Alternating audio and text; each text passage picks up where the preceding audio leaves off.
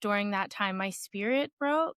And a week before I was finally just going to take at least a month off to kind of like regroup and regather, I fractured my spine.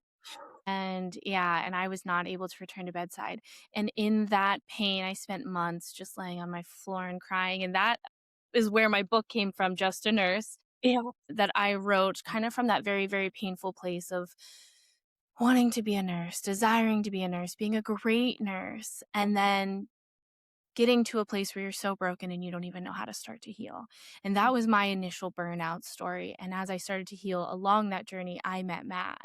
And Matt, I'll let you tell your story. Yeah, I'd say the tipping point was last year, April 22nd.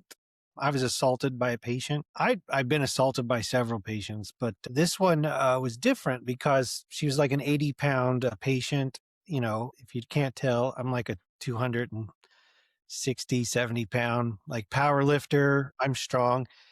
And, but this patient attacked me while I was holding her up, basically, and damaged my back to the point where I can't lift more than 20 pounds off the ground without having severe migraines. You know, physically during that time, Ashley and I had been working together to try and put a nonprofit together to help people recover from burnout. And the more we kind of researched this, we started discovering more about like the nature of the injury, and we started looking at the moral injury that people were going Mhm. on, and then we got onto the idea of secondary trauma. And honestly, I don't even think it's secondary anymore. I think the burdens that we're being asked to carry are beyond the human limitations of individuals.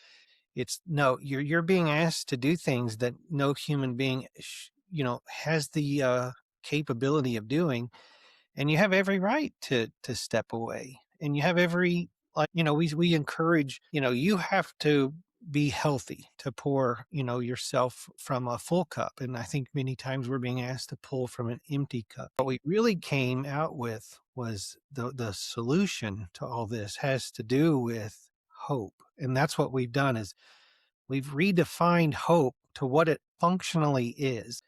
And I think what we have is revolutionary.